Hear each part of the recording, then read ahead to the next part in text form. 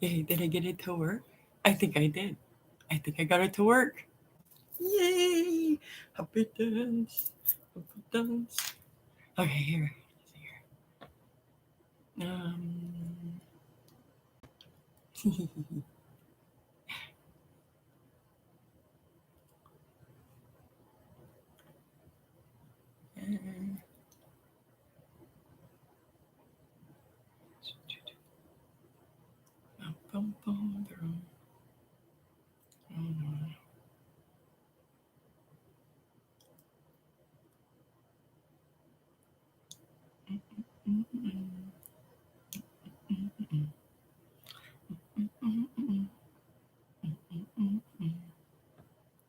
There we go.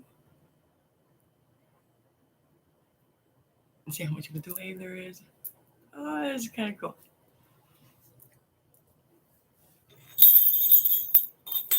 All right. So, I have a few questions, and I'm wondering if people like, whatever. I'm just going for it. I hope you don't mind if somebody's not watching, but um, there are a few things I'm going to cover and then go back to it. So, because I'm just beginning this channel and I'm like just always excited. So, and I know the Moldavite totally messed with everything on me today. Totally messed with me. Um, so I was going to start with manifesting, but we'll start with the Moldavite. So I even make sure I made little notes on that because I have so many things that pop into my head and I don't want to lose anybody. The one thing I do know that when I talk, um, I've been told I have a lot of information. So I'm working on slowing that down. So hello and welcome. Hi, Vibers. I'll have to get some bells on it again. It's the other thing, I couldn't find any of my bells. Well, I had like 3 bells for a tarot reading later, but I couldn't find any other bells, and I have like lots of bells. Oh my goodness, keeping those vibes high. So here we go. Moldavite. Let's talk about Moldavite. Um, it is such a high vibe stone. Um, that like I actually have it like all wrapped up right now. Um, I'm gonna show you because I'm going to take this. I'm gonna put this a little bit further away so maybe there's no glitches. So there's some 2 tourmaline on there. There's also more tourmaline in here, and I'm gonna show this to you. And I quickly, I've done like a protection. I have my incense lit, and I've called in my guides and everything. I've always make sure I take that time. They were giggling because they were saying, "You started with Moldavite." I'm like, "That's me, 2 feet in." See, there's more tourmaline in there. But this Moldavite is also paired, and it's good to wear Moldavite in necklaces. So as I said, it's a very high vibe stone.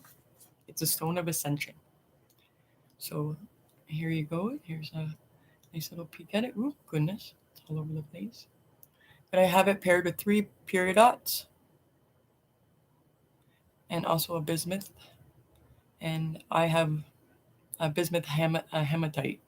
Um, that stone was created, and this was created with my design in mind. I didn't actually make this necklace. I had a friend in India do that. Um, very amazing. But with Moldavite, you see how there's those little bubbles and stuff?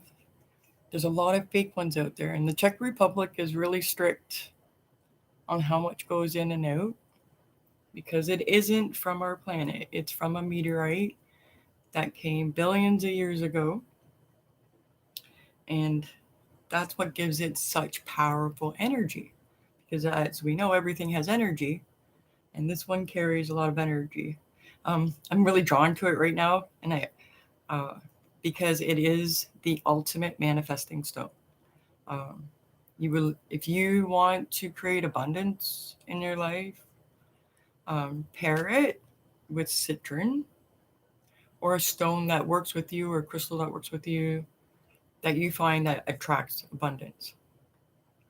And I keep thinking, but there's one really good lady that I know, that a close friend, and she was asking me about a whole bunch of crystals in one area, and the energy can it affect the area.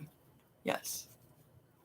Um, if you think of crystals like little people, stone people, and there's this person here, and then there's this person here, and they're like, hey, we like each other. We're the same energy. Energy is attracted to energy. But some energies are not attracted to each other because one are for ascending, one are not, right? But when you bring them together, there's, it's not crowded. So in this room, it's not crowded. But if you start putting more and more and more crystals, that energy you're bringing in is popping into place and adding to your vortex. So you're creating this huge vortex of energy of this and that. So it's really important to balance out your home and balance out the energies in your home. And that's why there's feng shui, because they understand that there's elements, properties in your home, and things flow. Some rooms flow differently than others, just like our lives, things flow. And we have preferences or overall general. Um, and that's how that works with the crystal energies all being all together. So since you were saying about what was going on in your life, um, Miss Lisa,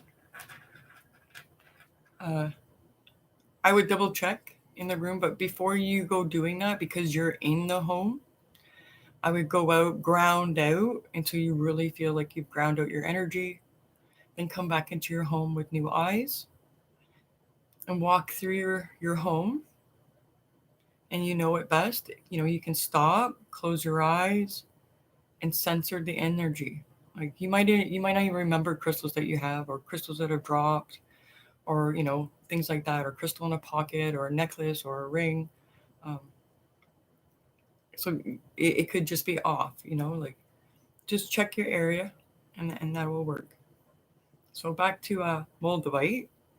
Um, let's see here. Gosh, you can stabilize the energy with powerful stabilizing grounding stones, and most of you know your grounding stones, I think, which are like tourmaline, black onyx, red jasper. Um, quartz can be a grounding stone. Um, you know, smoky quartz. The reds and the blacks tend to ground the energy to earth. And because we're an energy center, we have energy all around us, and then we have Earth's energy. That's what keeps us grounded. That's the gravity. That's that energy. Oh yes, the sensations when touching Moldavite. Tingling. You may tingle. You might get dizzy. You might get really hot and sweaty. Um, it can affect you even if somebody else is wearing it. Definitely can affect you if somebody else is wearing it that you have relationships with. Um, Even if you're in a crowd, it can affect you. If you sense something, you can look over.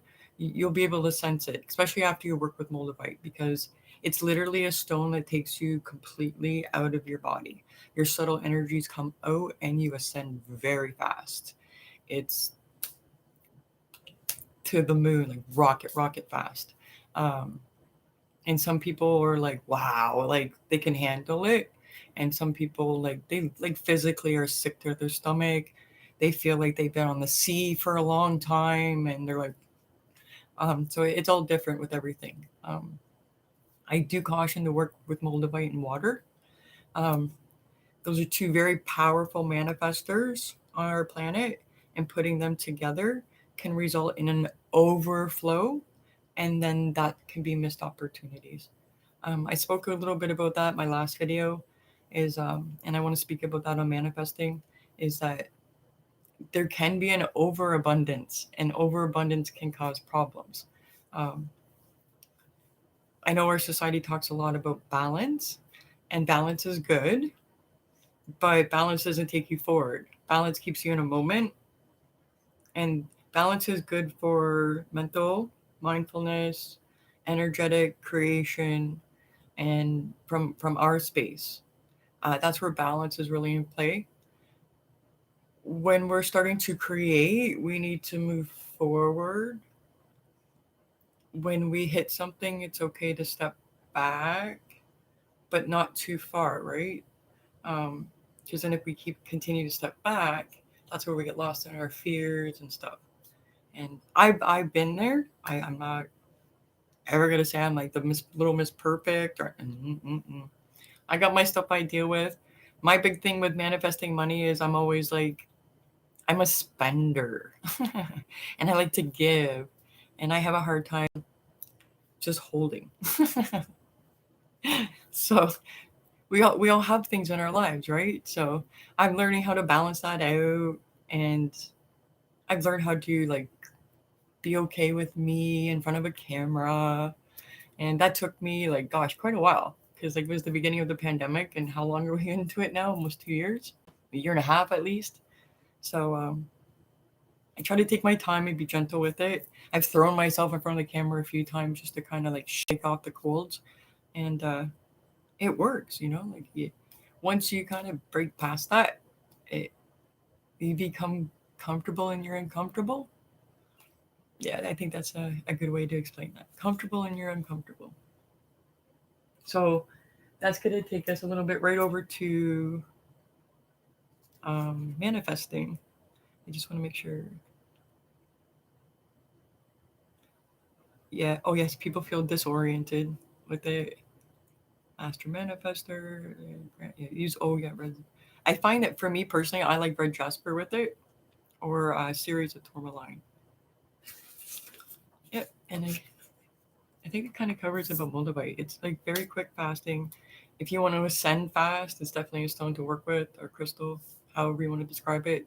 Me personally, it's a meteorite and it's a combination of mineral and it's a glass. Um, oh, actually, kind of like it's a silica, and but that's another thing. I'm not going to get too sciencey on you. Okay, so we're going on about manifestation. So I have my little quick notes here, so because I don't want to miss a beat. So I figured, everybody always asks me about how tos. I see a lot of how to videos out there about manifesting, and they're all correct. I can't say that there's wrong answers out there because it's what's right for you and how you manifest. One person I am a big fan of is Joe Dispenza, and the reason why I'm a big fan of him is because he really gets it that like the gurus and the masters speak about how your heart and your mind make that journey. It's that longest journey. And I lifted my hand so because I noticed there on the screen that it was like down here and you couldn't see it. So, but that is a long journey going up and down that energy.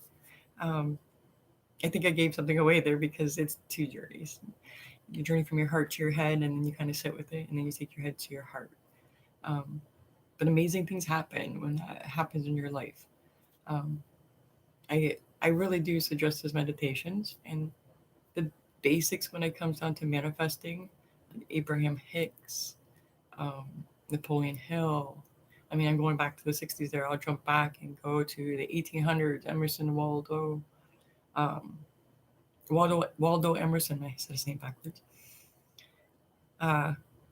They're all speaking in the context of it's heart centered.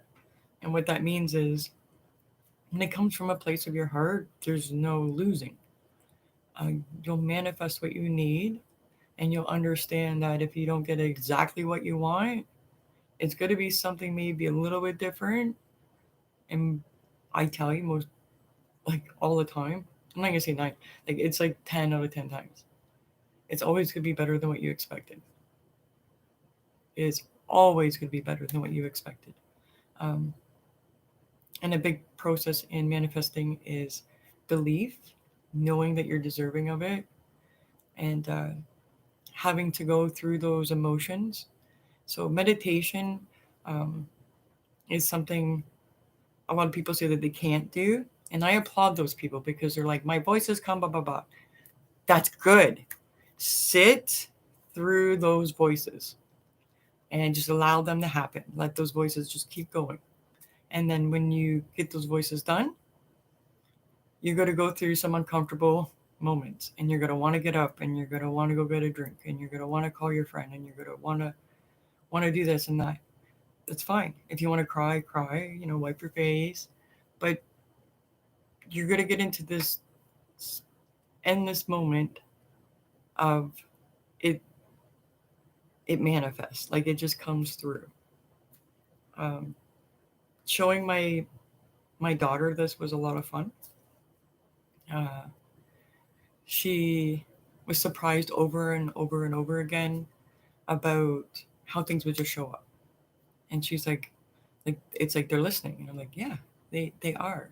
And it's not just it's everything's listening. Everything has a vibration, and it's always attracting. And Abraham talks about this. And Bob Proctor talks about this, and the lady from The Secret talks about this, and it's all the same thing.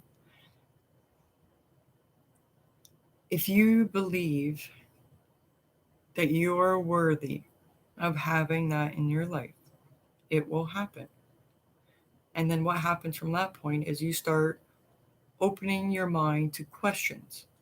Questions like, how can I have this in my life? Who can help me? How can I help myself? What are the things I need to do to get this? Do I need to make changes to get this? Can I go through the changes to get this? Those are just some of the questions you can start asking yourself. And some people go really big and they think corporate and brands and stuff. Start small. If you have a little hobby and it's gone crazy on you, and I'm making mention of this because I know somebody that's watching this or going to be watching this that made comment to me that she has all this craft stuff and she loves to do her crafting. I'm just going to keep it crafting. And I like crafting because that's magical. And she's like, I just don't have time, blah, blah, blah. Right there is where that defining moment is for you. Make time. If you don't feel that you don't feel good every day, that's okay. The day that you feel good, make a small attempt at it.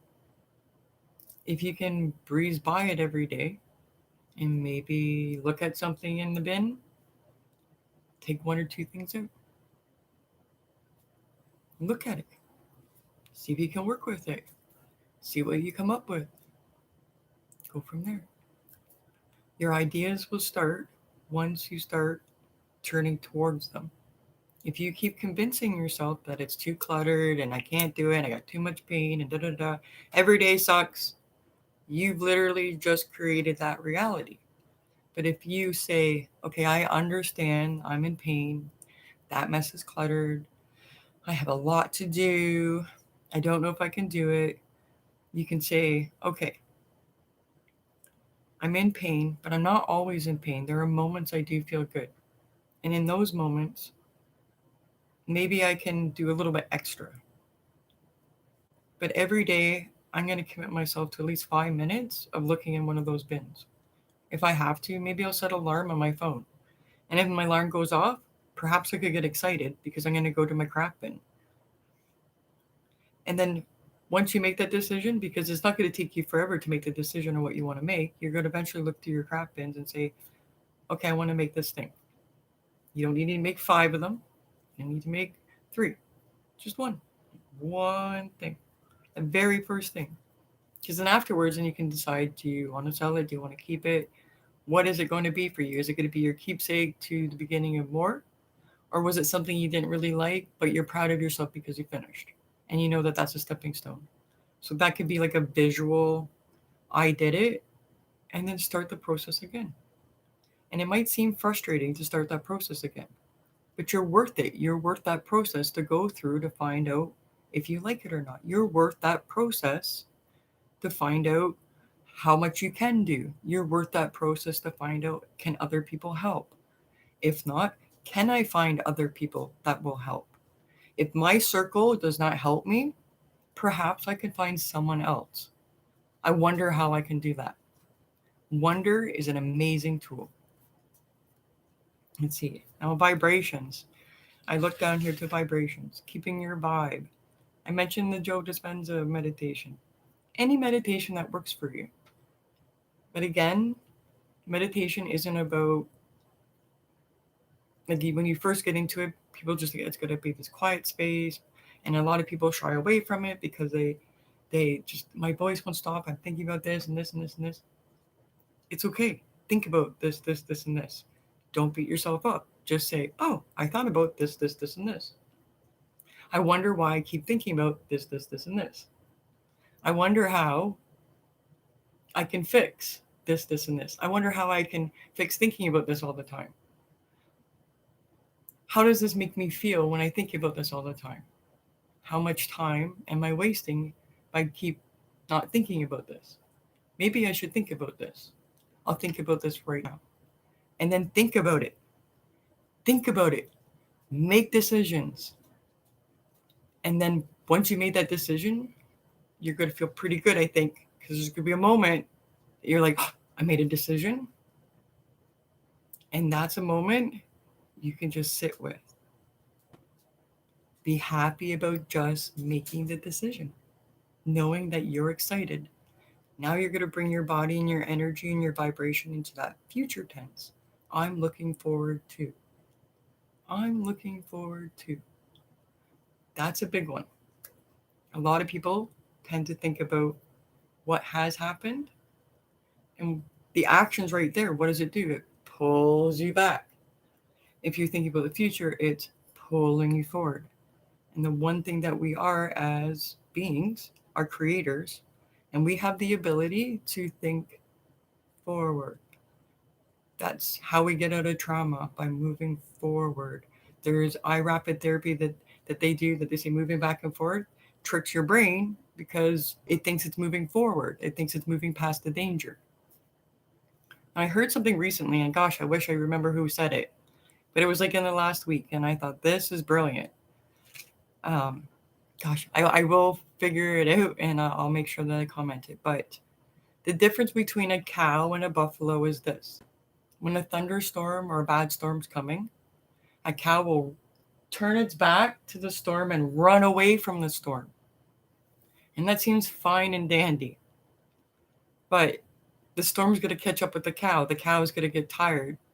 And then the cow is going to be like exhausted, not strong enough. So if it does get too cold, it's going to be more susceptible to disease. It's going to be more susceptible to everything else because its immune's down, it's running, it's tired, it's exhausted, it hasn't eaten, it hasn't slept. It's got its fear base, its adrenaline's been running. So it's weak. A buffalo will turn directly towards the storm and run right through it. Just, it uses all its strength to get through the storm. Now they say, apparently the person that was saying this said that there's science behind this, and they've tracked that the more cows and stuff pass away, have more disease, show signs of trauma, and are more like skittish. And if you've ever been around a cow, they're pretty skittish.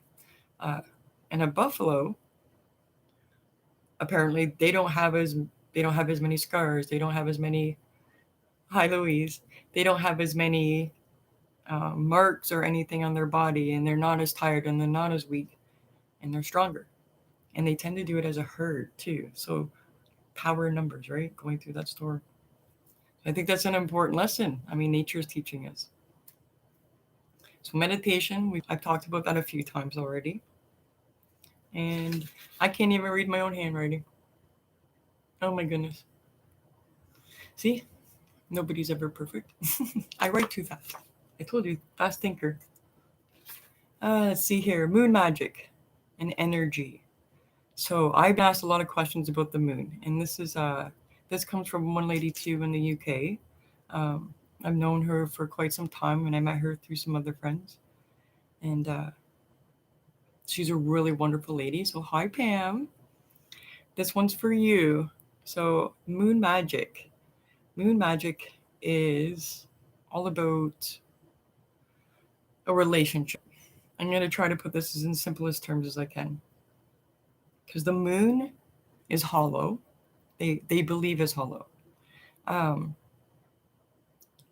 Without the 4 a.m. Oh my goodness. Yes. I'm just about to finish on this moon stuff. Now I'm learning why people don't look at their chat, because then you get totally distracted. And for me, I'm like squirrel. So, oh yeah, the moon, what it is, it's like hollow, and the moon is an exact perfect place. So I just seen an orb go by, and with the way it's directed from the Earth, and the way it's directed from the sun and all the planets, everything's held into this gravitational pull. And we're part of that gravitational pull. That's where we're connected. So knowing that there's a relationship going on there, and you've heard the stories of grandfather sun and grandmother moon, mother earth, these things are important. And the reason why is because we're children. Earth is one of their children, their relatives, and then we're like the children of the earth and of the solar system. So we're like the combination of everything. That's why we're stardust. So when the moon is full and the energy is really bright, and all those magical people go out and draw down that energy, they understand that there's something going on cycling through, that there's a release, that there's a recharge going on. And when you tap into your own natural senses, you will understand what's going on. Let it flow. If you feel angry, angry. If you cry, cry. But sit with it. Sit with it until you don't feel it anymore. And sometimes that's a long time. So that's why people in magic, we do a ritual or we'll do chants. When I get really upset, I will go sit by a tree and I will cry. Not only do I cry, I mean, I howl, I make god awful sounds, and I tend to rock. Sometimes I rock, sometimes in a circle, sometimes I dance, sometimes I'm screaming at everything, because it's okay to do that, because we don't understand, and we have all these emotions inside of us, and we're such emotional beings. That's part of our creation. That's part of us being creators. That's why that manifestation works with the mind, body, spirit. Because once you get that key together and those feelings, there's nothing stopping you. And it gets even crazier, because when you start manifesting things into your life and you start seeing signs and you're like spirit and this, and you're like, can I believe this? Trust me, spirit and the universe will just keep pushing. But if you don't want to believe it, they'll support that belief too. So you got to decide what other I used to look down again, orbs, father, son. You got to decide, where your belief system is. And that's where magic works. All magic, all manifestation, all of it, the basic, the core of it all, that's it. That's why they say belief is everything. No matter what you read, you can read every book in the world. No matter what brain hack you look at, they will always boil it down to a belief. Because you can do the brain hacks of going like back and forth with your eyes, but you're thinking about something as you're doing something with your eyes. So you're going through it. But if you're gone through extreme trauma and you have a hard time with meditation and you don't want to be triggered into those feelings, look into neuroscience, look into brain hacks. There are things you can do, like knowing to look back and forth. And the reason why I know that is because I had a lot of severe childhood trauma and I just didn't know how to get past it. So I started using neuro hacks. I was great in nature. I'm great with my art, but I was never great with people.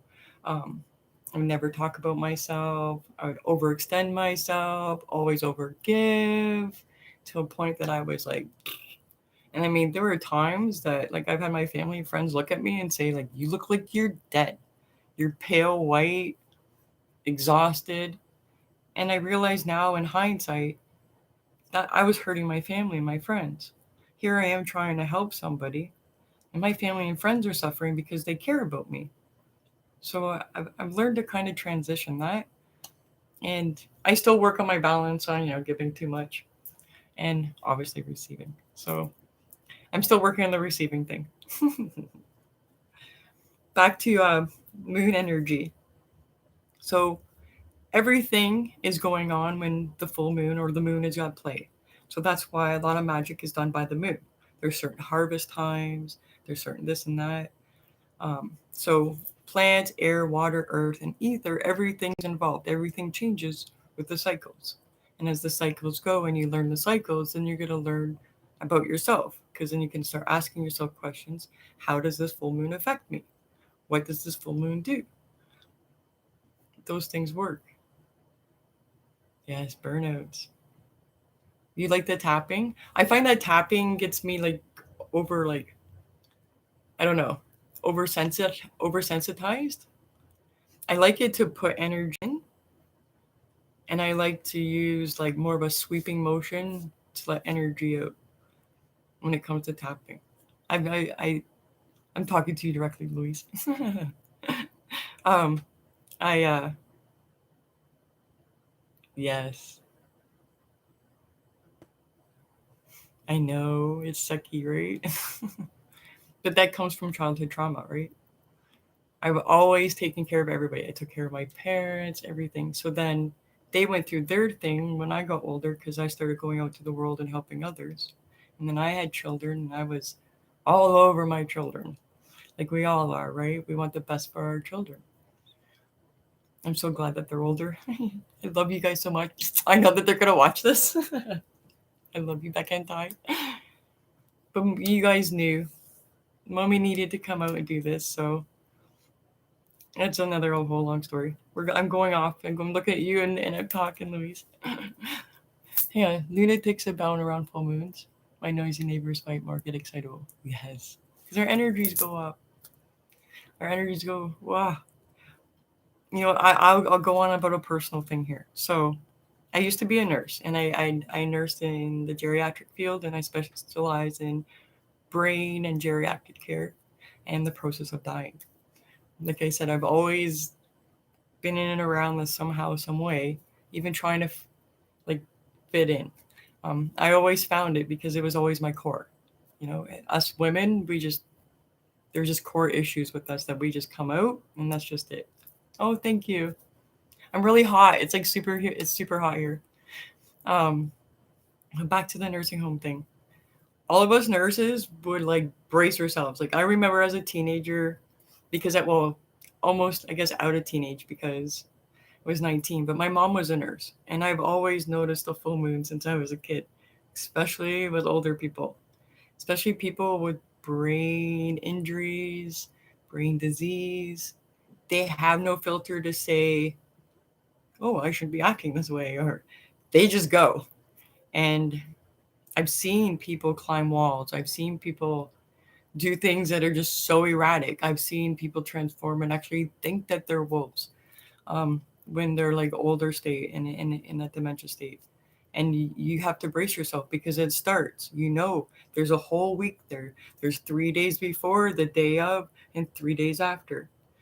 And when I was younger, when I found that out, like I think I was 25 when I found that out magically that the moon affected it that way, that somebody had written that, and I read it and I laughed because that was a validation because I always knew from when I was younger working that was a time that everything went haywire. Like we knew as nurses it was time to brace ourselves. We knew that like don't wear the extra jewelry at that time because they will rip it out. Like it was whoa. And spirit energy was up. Any nurse will ever tell you that works with older people will always tell you that they believe in the other side and angels because we see stuff. We experience things. We watch the people. We watch the loved ones come in. They speak about them. We don't see them, but they'll talk about their loved ones that have passed. And if their children are there, their friends, they'll validate it by saying, they haven't. That person's been passed away for like 30 years, or something along those lines. And even my own grandfather. My grandfather had severe dementia, and they said 6 hours before he passed, the nurses said to my family and I that he was calling out for my grandmother. And 6 hours later, he passed. And he was full dementia. He had no idea who any of us were. He didn't know who he was at that point. He was like at a baby stage. So for him to like wake up out of that and start calling my grandmother's name, there's such validation. Such validation. We all have stories. We just have to believe our stories, you know? We know, but I think that us humans, we've been conditioned to doubt it a lot. So moon energy really just pumps us and amplifies us up. When it's time to harvest, it's a good time to harvest things that are roots and things like that, because everything's coming into play. But it depends. It depends, because as the energy is, as it's most potent, if you want that herbal medicine at that most potent time, you have to understand its cycles and what moon cycles, and then you can get into the astrology. So I don't do the astrology. I have a girlfriend that does it. I have a guy friend that does it. And the funny thing is, they're exactly the same birthday, and they don't know each other. I've told them about each other. And then the odd thing, of course, and this is how spirit works, I ended up dating a gentleman like 4 years ago, and his birthday was the same day. So, and they were all twos, by the way, 22. They were the 22nd. All Aquariuses too. Oh, I'm a crazy Taurus. Okay, let's see here. And okay, talked about cycles. I talked about planets. Air, things change in the air. So if you're working with elemental air, learn about what you use with air. Good time to make incense for banishment. Um, these are the things to look at. So when you're doing your things in your life, so say you want to, instead of just thinking about just magical, say I'm making incense, the incense would stem from, I'm making incense because I don't want bad energies in this house of jealousy, or I don't want my own bad energies of this. And then that, because you control your environment and space. Um, Crystals and rocks, again, a good time to recharge them. Everybody's caught on to that. We've spread that around enough as a collective. Water, we've talked about full moon water. I know I've been pumping that out for like the last 10 years. I know a lot of other people get it. Again, we always caution though, when you're using your water, if you put certain crystals in your water, know that you're changing that water chemically, and some of these crystals are very poisonous. This water is not in my mouth. Oh, you're fire sag. That explains a lot, Miss Louise. So you can spray your area, right? This is storm water from a full moon 3 months ago. How does it keep? Oh, it's magic. That's another video. So, see, and Earth, of course, Earth is like in her glory. She's in her love. She's spreading it all around. So right from the core all the way through, ethers, everything around. When the moon is full, everybody knows it in the system. Everybody knows it in the solar system. It is the beacon of light. It's up to us to notice what we do with it. So sometimes you might feel called to dance. You might not feel called to dance. So you might feel called to just hug a tree and cry your heart out. Hug the earth. Hug her. If you see a little alcove, like in a hillside, curl up into it. I promise you, within 5 to 10 minutes, you're going to nuzzle right in and you're going to feel that love. Even if your mind's wandering, all of a sudden you're going to notice, I'm feeling a little bit better. There's a magnetism in it. And when you do that around a full moon, oh, that's just like taking the energy booster. You know, we take our vitamins or whatever, and or we take an extra energy booster, or we eat this plant for this. It works that way with energy. If you take in too much and you can't handle it, it's going to burst out somewhere. So everything in moderation. That's where balance comes in. Like the river, flow with it. But sometimes rivers slow down into a lake. That's where we're the creators. We could be like, hey, we don't want to be in this lake. Not this lake of consciousness. I want to swim over to this like little creek over here that'll take me to this this thing, I think. Or you might not even know. You just know that you need to find a creek because you want to get a lake and you got to trust.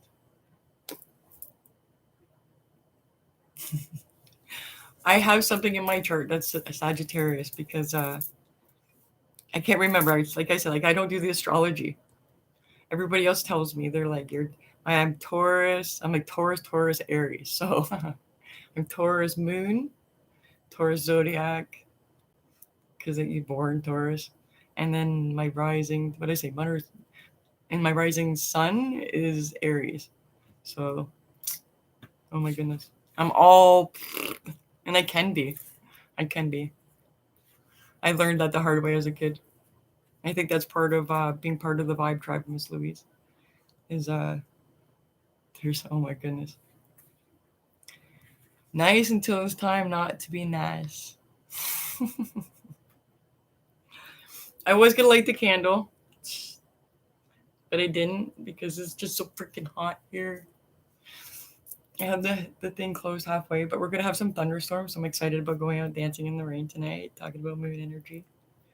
Always do so safely, you know, like having a fire during the moon is a great time to do a lot of release. Fire is great for releasing. I invite you to dance around the fire, but carefully around the fire. I have seen people fall into the fire. It's not pretty.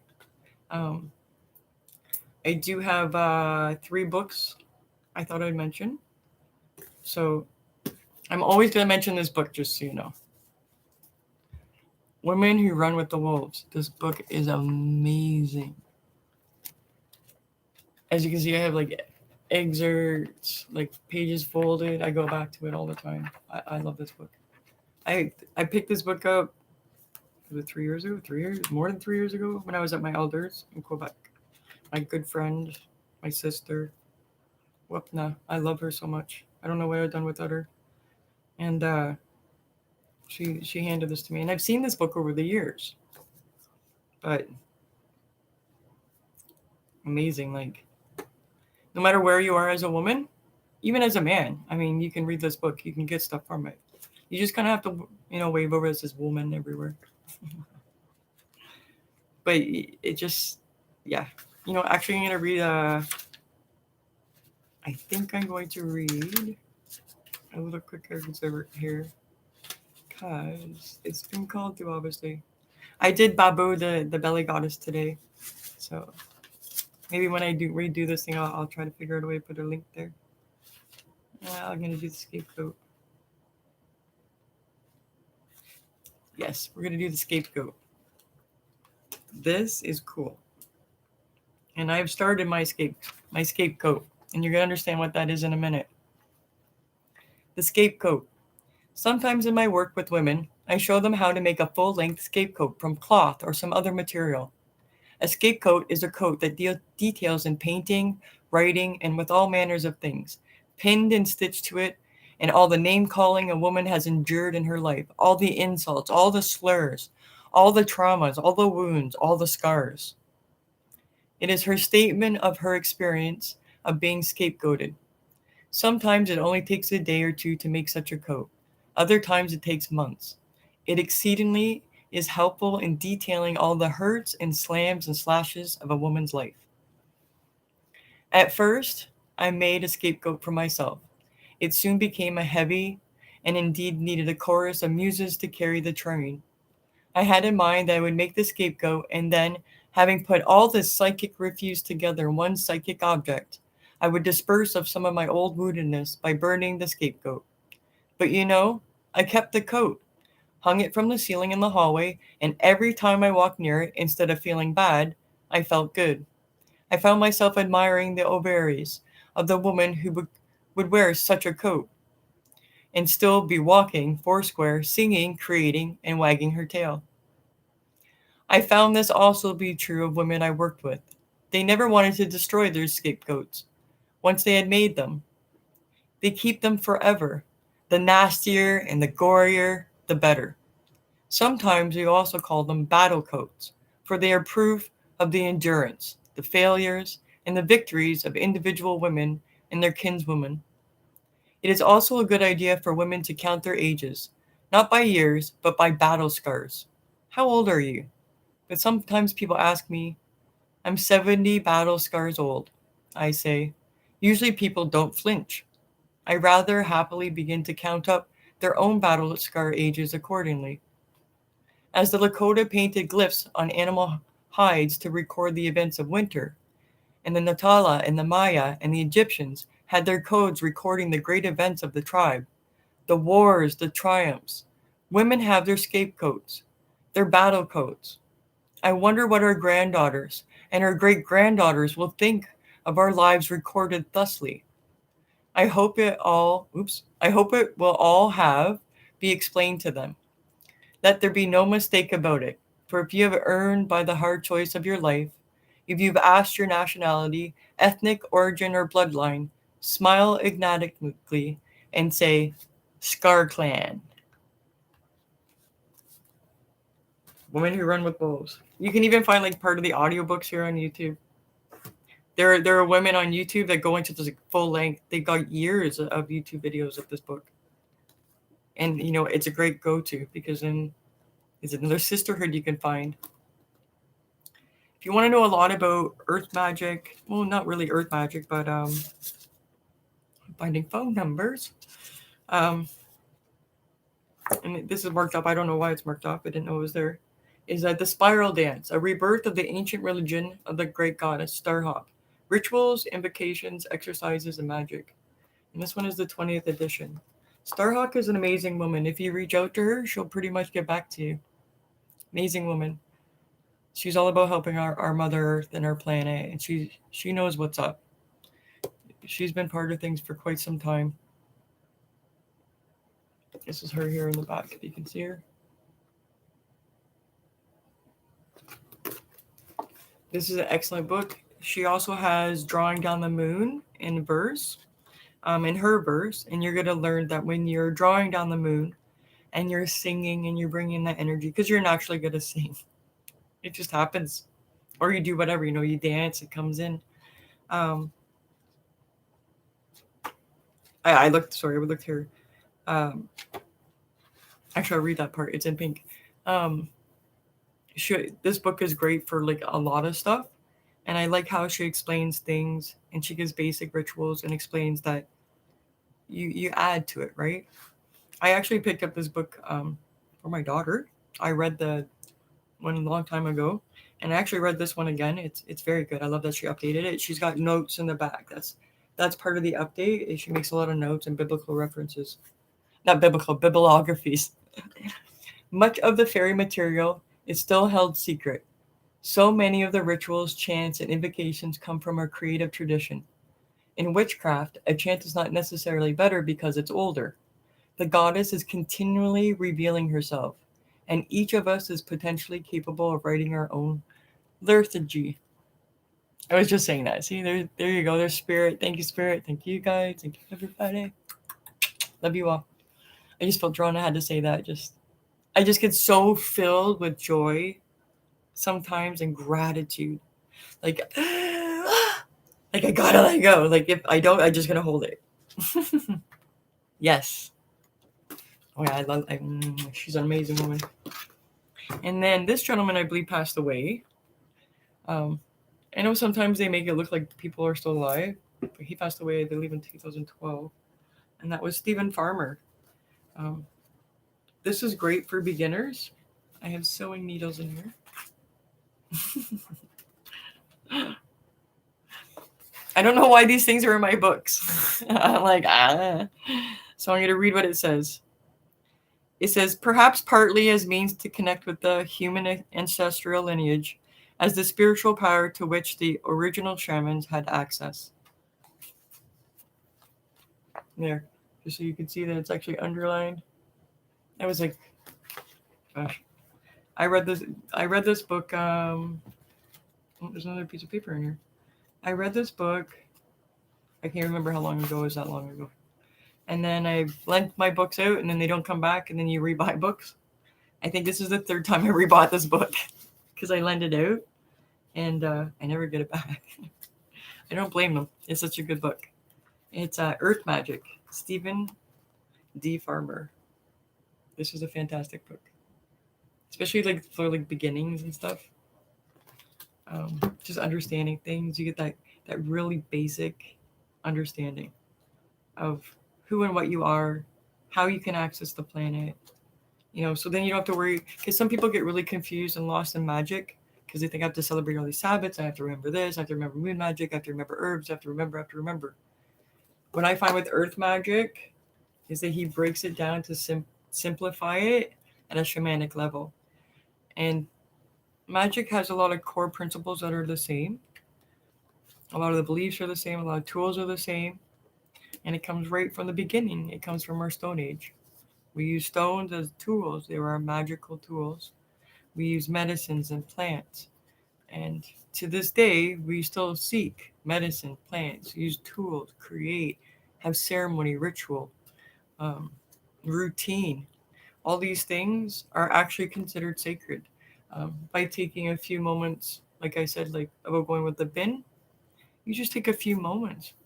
Thank you, thank you. I'm grateful for. I would like to focus towards. You're going to hear that with Tony Robbins. He's going to tell you just reshift your focus. You're going to hear it from Joe Dispenza. You're going to hear it from all these masterminds, all these people. And I know this because I've been studying this a long time. And the bottom line is, you got to know you're worth it. The piece of paper that was stuck in the book, it's an old manifestation paper. I don't know if you can see this. It's pretty wrinkled up. It's been through the ringer. It somehow got in the book. So I'm going to read it. And this kind of comes from, like, again, like you go, Louise, hey, anybody is manifesting. So I used to carry this around when I was trying to manifest money for my nature and forest therapy guiding. And I had to raise just over 4,000 US dollars. And I'm on like a disability, okay, at the time there. So I like no money. My money. And I could sell things. I could sell like a few magical things and stuff. But I told you I had troubles with manifesting money. I didn't think I was worth it. Or I didn't think I knew what to do with the money. Or I thought I would waste it. Or I wouldn't make good decisions with it.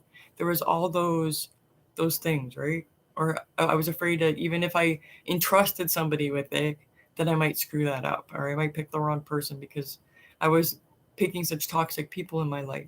So like I've literally taken 9 years of my life, I moved here in Niagara 9 years ago and switched it all up. When it comes to October, I'm celebrating because my magical 9.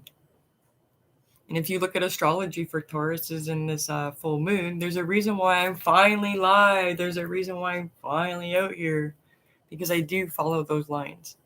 But like I said, you'll get there. Just take your little bits at a time. Learn a plant.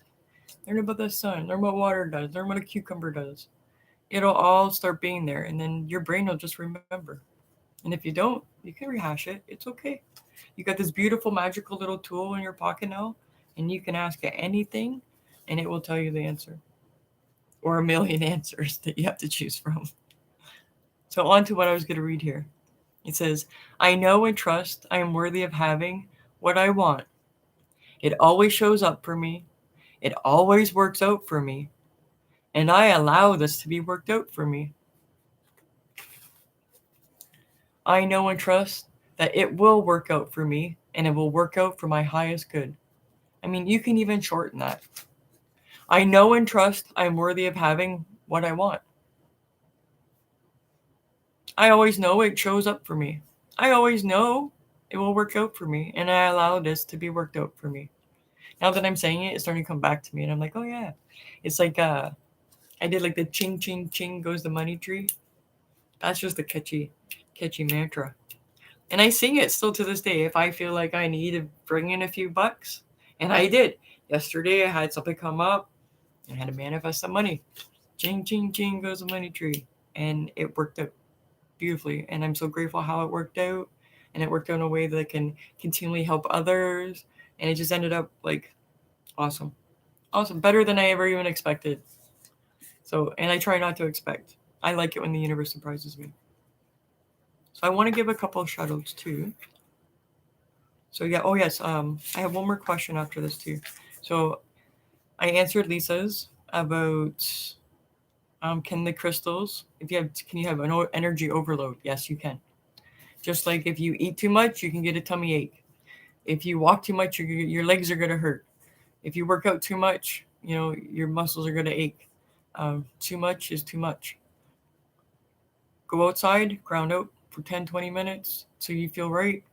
Go back into your home, sense it out. I guarantee you're going to find crystals in places you never even remembered, on the floor, in a corner, a necklace in a pocket. Trust yourself. And that will help you with what's going on with you. And just be open to what's going on with that process. Part of that could be you don't want any change going on in your home because you're so close to the original build. That's spirit. Situations and hard times prayer.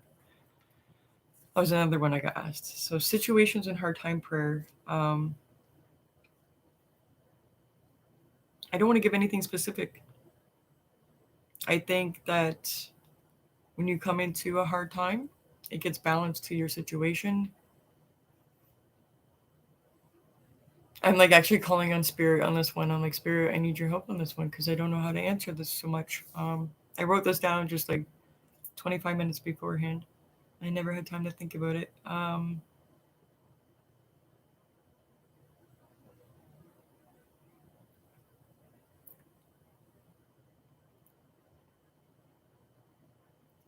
It goes along the lines of manifesting.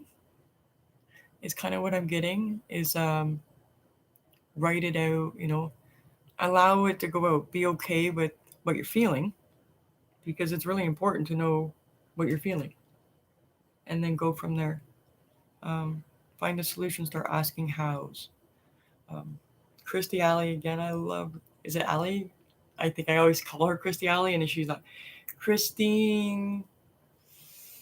I think it starts with a B. Oh, I'm terrible at remembering names. That's okay. But she giggles a lot, and she's the energy healer. She's a wonderful lady. She giggles a lot, and she talks about energy, and she's so smart because she's one of the ones that always recognizes if you take something out, you're taking the energy out, you have to find something to put the energy back in. See, she uses her hands because she's understood how to use her hands as healing, right? So there are ways that you can turn your fingers on and then you pull it up. I call those feelies. That's my shortcut. Right now, I can feel an extension all the way up to here. I want to pull it back down, turn it off because it's going to be too much. My hands are going boom, boom, boom. So you turn your hands on. There's different little things you can look up. I believe in earth magic there's something. I don't know. Don't quote me on that one. But I know if your hand's like a star. This is you, right? So you're in the middle of the star. Pinch it. When you pinch something, it brings awareness to it. When you bring the awareness to it, energy goes to it. Y'all know that. Pull it up as long as you want. What do you want to sense? Reach in. You'll feel everything. You'll be like, why is that? And sometimes you'll feel like a tickle or moving. You'll be like, oh my God, what is that? It's you. It's you feeling it inside. That's how they do psychic surgeries. That's how healers work, by getting inside. They do the energy flow through their fingertips. And it's not just their fingertips, it's through here. And it's not their energy. They're tapping in from source. It comes right in, comes out here, comes out our toes, comes out our rainbow centers. I mean, we can decide where the energy comes out. That's pretty cool, I always thought. So I want to do these shout outs because there's been some amazing tarot readers on here that have been helping me, especially in the last year. And there's been one special tribe. And that's the 144, the Empath Uprising. They've been amazing. Pete and all the people there, we call him Chief. He does this crazy Mickey Mouse voice. It makes you laugh every time, you can't help it. It's really good that he's out there because he's really showing people how to bring themselves back into their center. He's learning himself, and he really puts that out there. He really shows like this is what he's doing. I love that he has a board and he pinpoints things and he recaps and he does it again.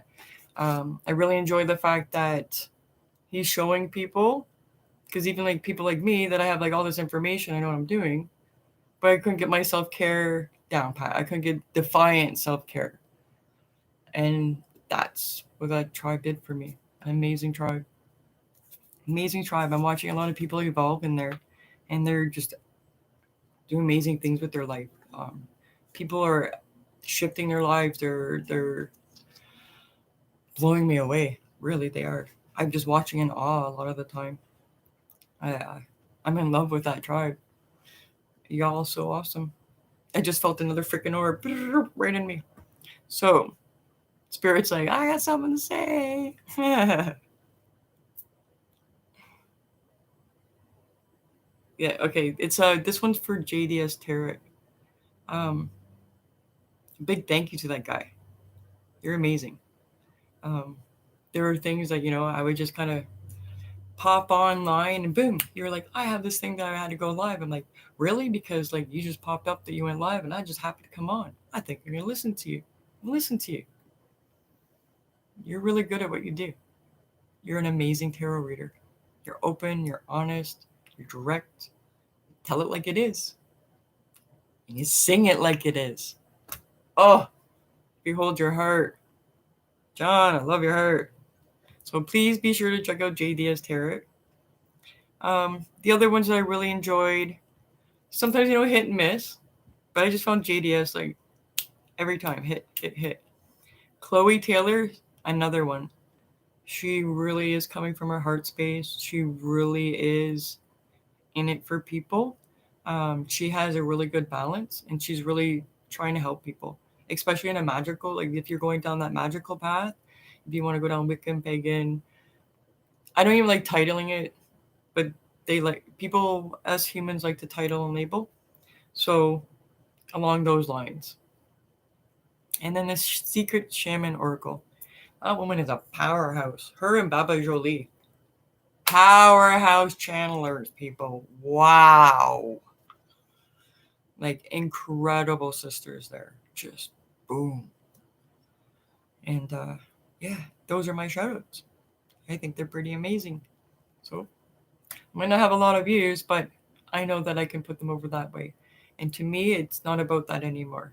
And it never was. I was always like, what's the point if nobody's going to watch? And then I realized, well, I'm helping like one or two people. That's enough for me, because I don't know if I'm ready to help more than one or two people. I don't know if I'm ready to help three or four until that time comes. I was needing to help me with the self-defined care and love. It's a long life journey, and I'm loving every moment of it.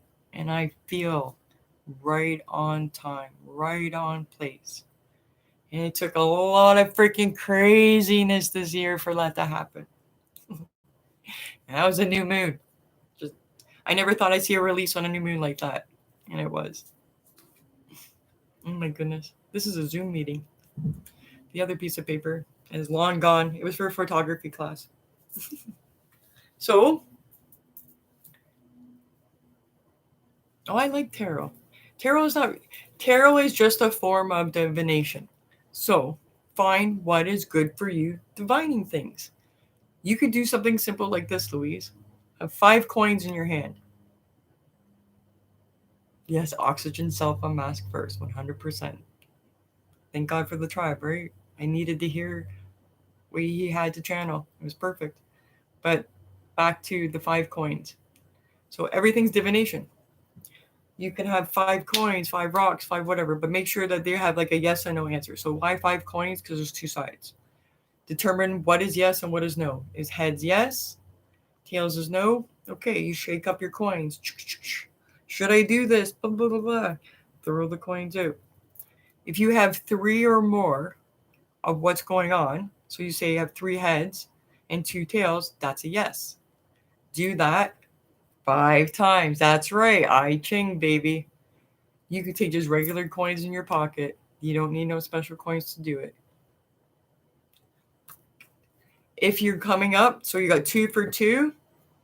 The reason why you go up to 5 is you need 3 out of 5. that is going to be your balance. Your subconscious is going to work for you right there. Boom. The only thing you got to do is believe in it. Believe that you're going to get the right answer at the right time. The universe is there. 100,000 at your side. That's just one side. Think about the other side. Think about the back, the front. What's all around? Tons of things going on. But you know what? We're not supposed to know everything. I love this story. I'm going to tell one more story. There was a person, and they wanted to know everything there was to know. So they went out to Tibet because they found, everybody said, oh, I got to go to Tibet, go to the highest elevation. You got to go to the shamans, the oldest religions, the oldest everything. Go there. You'll find it all. So the person goes there. The monk's like, okay, you go in the cave. So off they go into the cave. A week goes by. They come in. They bring like their weekly supply or whatever for water and food. Have we learned everything that the monk says to the person? Nope. Okay, leaves. So this goes on for a couple of months.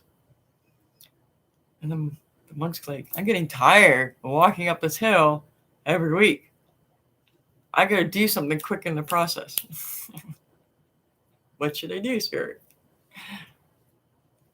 Aha! There's a stick on the way up.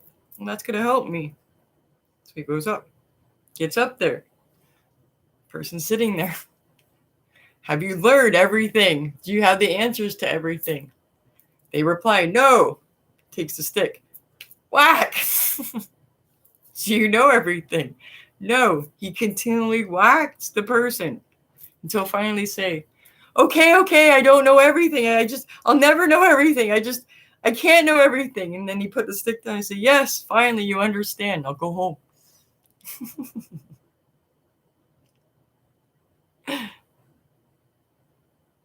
We'll need to know what we need to know in good time. And even when we're frustrated and we don't know, we're just whacking ourselves with a stick. I love that story. Because I've whacked myself with sticks before too. We all have. Okay, I'm going to do one more thing here. I'm going to also be putting up a tarot reading. I have them all over here. They've all been cleansed and everything. But I need to wait until the sun sets for that reading anyways. Because that's going to be for the tribe. For all the sensitives and the vibrators out there. Oh my god, that's some funny vibrators. That's so funny. I meant like high vibers. Oh my god, that's funny. Oh my goodness. I'm glad I put that this wasn't for kids.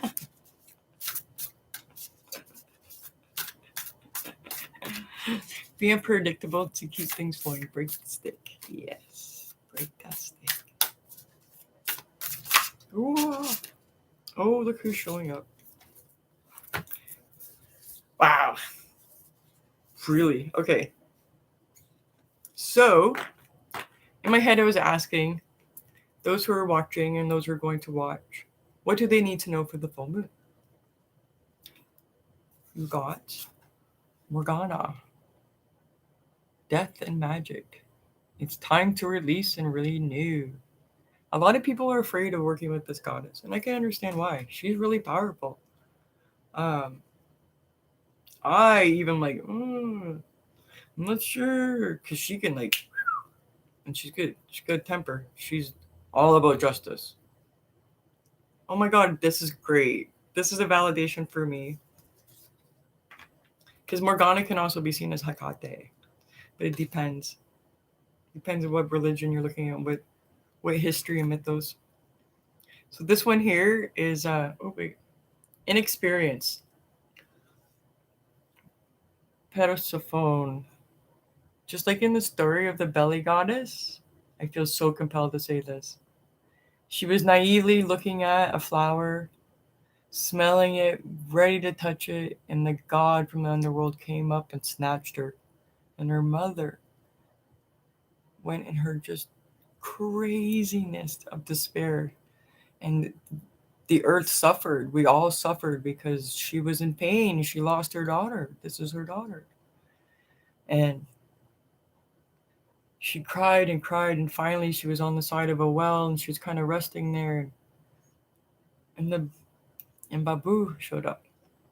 If you want to know who Babu is, you're gonna have to watch that video. Babu is, I have like the pictures of the sculptures and stuff. There's not a lot of history on Babu, the goddess, but because she's seen as a goddess of vulgarity, and she's not. She's the goddess of laughter, like obscene laughter.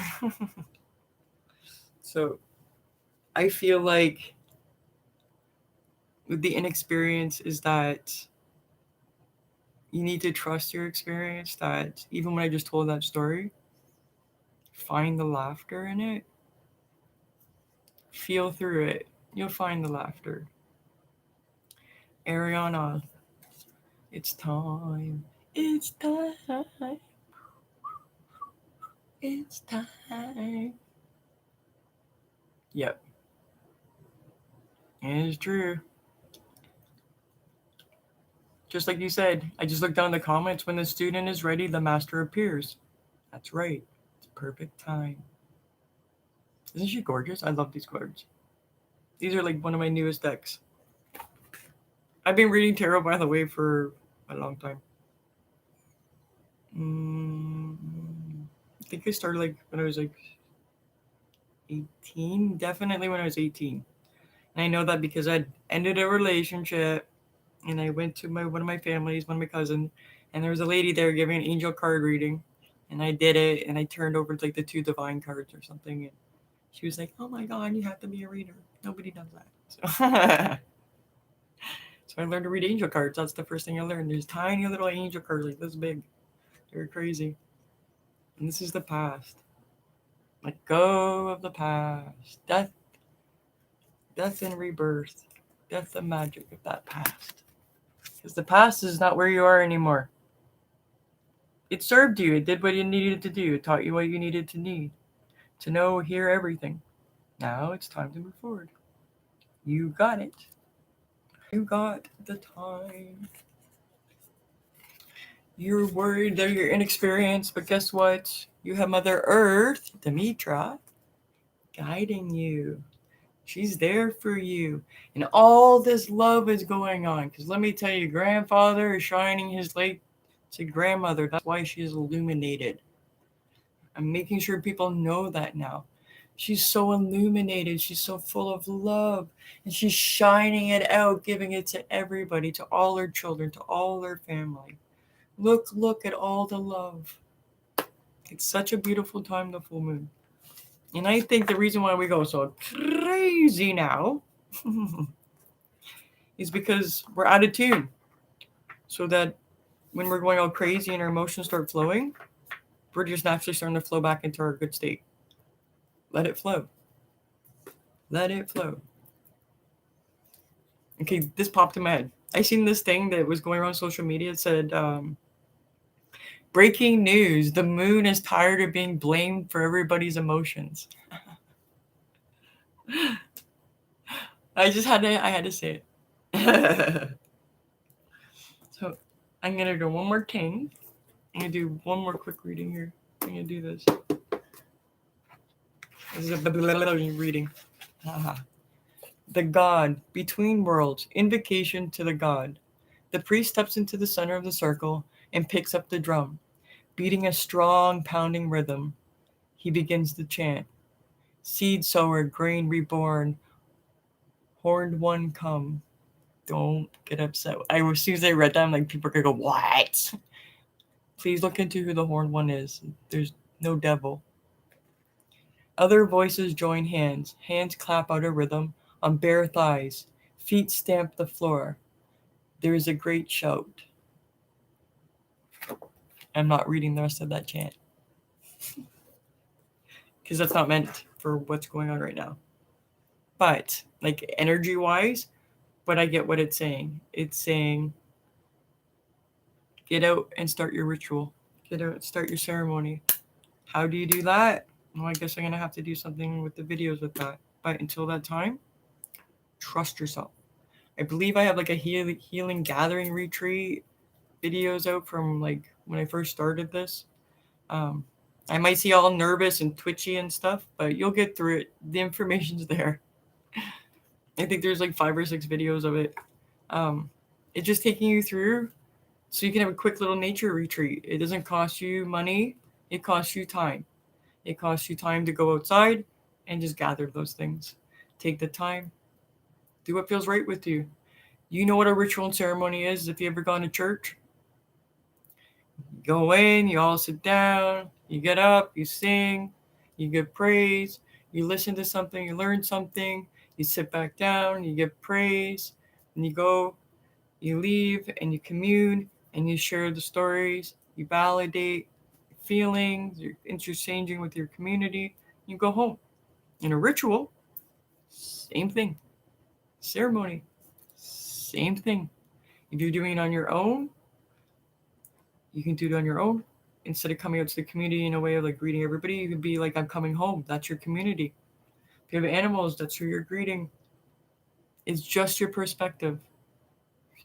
Switch. It's all good. It might take some time, but it will work. Hell, it took me 9 years. And I already knew what was going on. I was just like, toxic relationships. I knew that I had to stop, really have a look at myself. And I took extra time.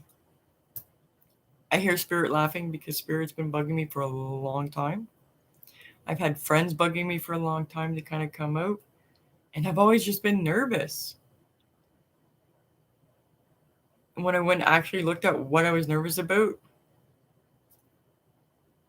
it didn't make sense. It was all in my head.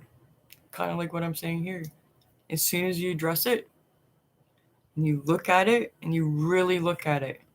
And even if you can't get past it, say it's like it feels like an irrational fear for you, take it to somebody that you trust.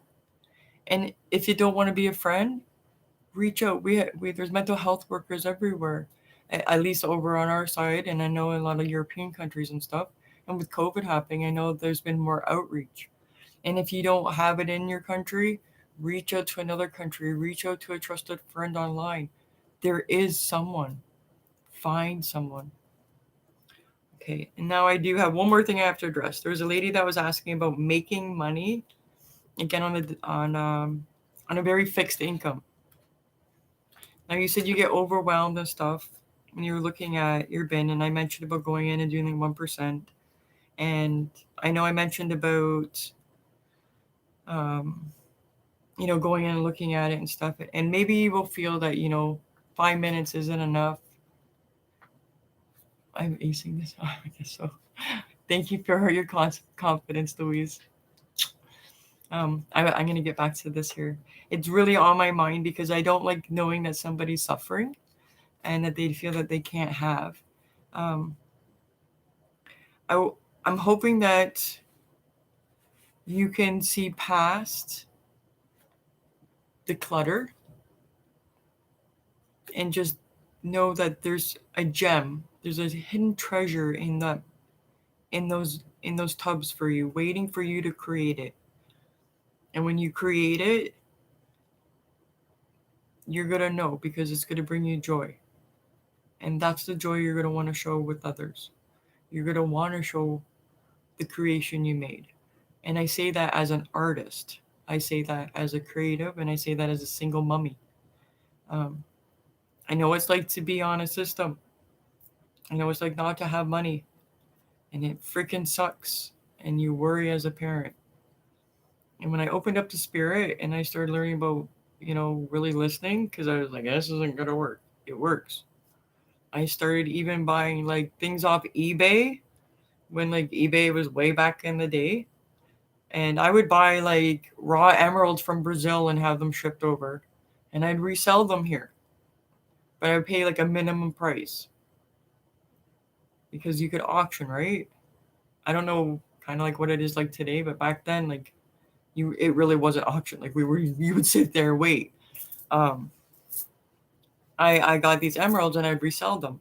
And I've saved obviously the emeralds that I wanted and the rubies that I wanted and stuff like that.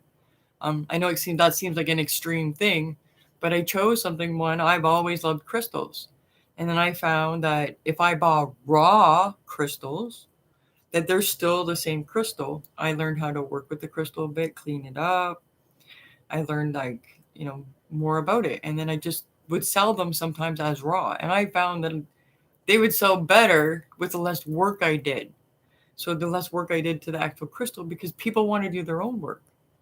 And like I said about raising money for the nature and forest therapy, I made cement mushrooms. I literally took a bowl out of my kitchen, a metal bowl, and I went over and got myself a coffee from a Tim Hortons, a local coffee shop. And so it looked kind of like this. This is my cucumber water, but like the coffee cup looked like this. And I put it in the bowl. So I filled it up with cement. And then I took the end off the coffee cup and I stuck it right in the middle. And I filled that coffee cup full of cement. I let it dry. It dried like in 12 hours. Peeled it off. I flipped it over. Oh my God, I had a really cool mushroom. I still have them in my house. People are still bugging me for these mushrooms. I have mushrooms all over North America somehow. All because I just thought maybe I could make $100. I just put the idea out there. And it's carried me through. Remember how I say you just don't know how big it's going to go? Like, a lady came from North Carolina to come buy some of these mushrooms. People were buying these mushrooms for birthday parties for their kids and for their gardens. People were picking them up for other reasons.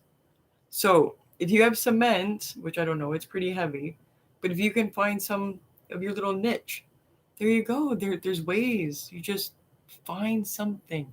Cement cost me $5. $5.